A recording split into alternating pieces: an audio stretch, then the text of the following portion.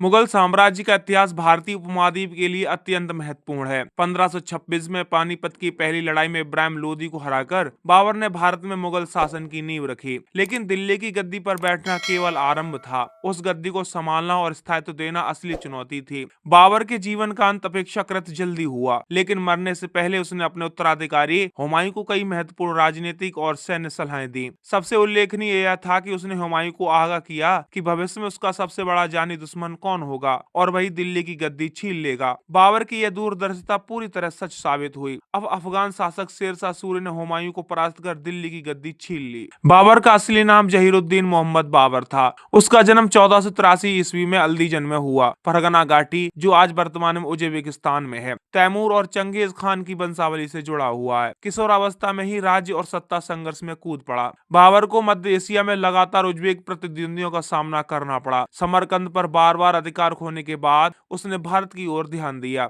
भारत उस समय राजनीतिक अस्थिरता से जूझ रहा था। दिल्ली सल्तनत कमजोर पड़ चुकी थी और इब्राहिम लोदी का शासन अलोकप्रिय था। अब आपको लिए चलते हैं पानीपत की पहली लड़ाई में। बाबर ने आधुनिक तोपखाना और तुर्की युद्धक तकनीक का उपयोग किया। इब्राहिम लोदी की विशाल सेना पर निर्णायक जीत हासिल कर ली। दिल्ली आगरा पर अधिकार कर लिया। खानवा का युद्ध 1527 ईस्वी में राणा सांगा को परास्त किया। चंदेरी के युद्ध में 1528 में मेंदिनी राय पर विजय प्राप्त की। घाघरा का युद्ध 1529 में अफगानों और बंगाल के गठबंधन को हराया। इन जीतों ने बाबर ने उत्तरी भारत पर नियंत्रण स्थापित कर दिया। बाबर को जीवन के अंतिम वर्षों में गंभीर बीमारी, संभवतः मलेरिया या किसी प्रकार का हृदय रोग हो गया। 1530 में उसकी हालत बिगड़ने लगी। आगरा के पास यमुना किनारे रामबाग में उसने अंतिम समय बिताया। बाबर ने हुमायूं को बुलाकर कई बातें कही, धार्मिक सहिष्णुता अपनाने की सलाह दी, प्रजा के साथ न्यायपूर्ण व्यवहार करने की बात कही, अफगानों से सावधान रहने का आदेश दिया क्योंकि वे बार बार दिल्ली की सत्ता के लिए चुनौती दे रहे थे। बाबर ने विशेष रूप से कहा था कि हुमायूं का सबसे बड़ा दुश्मन अफगानों में से ही होगा। इनमें सबसे अधिक महत्वाकांक्षी और संगठित व्यक्ति थे शेरशाह सूरी। बाबर ने शेर खान की क्षमता और महत्वाकांक्षा को समय रहते पहचान लिया था। उसने हुमायूं को चेताया कि यह व्यक्ति भविष्य में तुम्हारा सबसे बड़ा प्रतिद्वंदी होगा। शेरशाह सूरी का असली नाम फर्रुखसियार खान था, बाद में शेर खान, क्योंकि उसने अकेले शेर का शिकार किया था। उसका जन्म 1486 ईस्वी में बिहार के सासाराम में हुआ।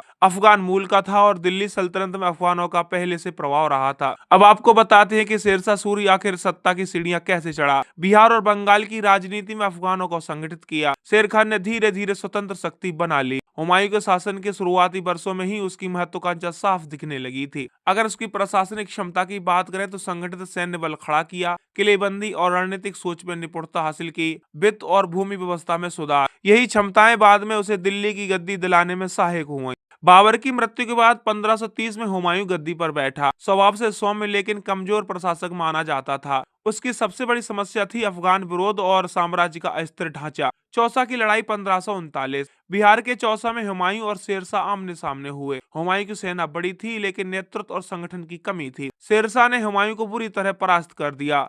हुमायूं भागकर किसी तरह जान बचा पाया। कन्नौज की लड़ाई जो 1540 में हुई, यह निर्णायक संघर्ष था। हुमायूं की हार ने दिल्ली की गद्दी पूरी तरह शेरशाह को सौंप दी। शेरशाह ने 1540 में खुद को सम्राट घोषित किया और सूरी साम्राज्य की नींव रखी। बाबर की भविष्यवाणी पूरी तरह सच हो चुकी थी। शेरशाह ने दिल्ली पर कब्जा कर लिया। हुमायूं निर्वासित होकर 15 साल तक भटकता रहा। उसे फारस यानी ईरान जाकर शरण लेनी पड़ी। अब आपको बताते हैं कि भारत में शेरशाह सूरी का शासन कैसे चला। उसने सबसे पहले प्रशासनिक सुधार किए। भूमि राजस्व व्यवस्था में माप के आधार पर कर प्रणाली, सड़क ए आजम यानी ग्रांड ट्रक रोड का निर्माण, सराय, कुएं, डाक व्यवस्था का विस्तार किया। सैन्य संगठन की बात करें तो स्थायी सेना की व्यवस्था की, तोपखाना और घुड़सवार सेना को संगठित किया। मुद्रा प्रणाली की बात करें तो रुपया का प्रचलन, जो आधुनिक भारतीय मुद्रा की नींव है। अब आपको बताते हुमायूं वापस कैसे आया और फिर उसने मुगल साम्राज्य कैसे पा लिया। निर्वासन के वर्ष हुमायूं अफगानिस्तान और ईरान में भटकता रहा। सफवीद शाह और तहमाफ की मदद ली। शेरशाह की मृत्यु 1545 में हो गई थी। शेरशाह कलिंजर के किले की घेराबंदी के दौरान विस्फोट में मारा गया।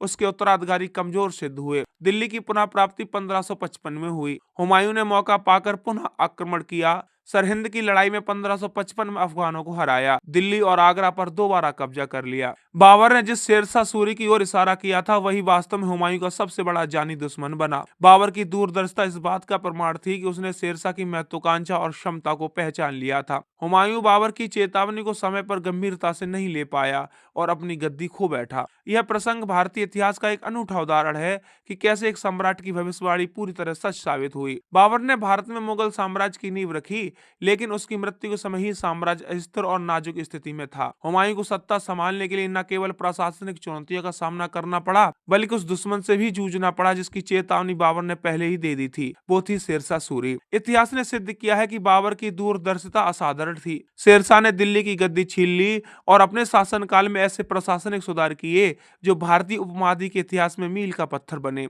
लेकिन अंततः हुमायूं ने दिल्ली वापस हासिल कर मुगल साम्राज्य की निरंतरता बनाए रखी, जिसे आगे जाकर अकबर महान ने स्थायित्व और विस्तार प्रदान किया।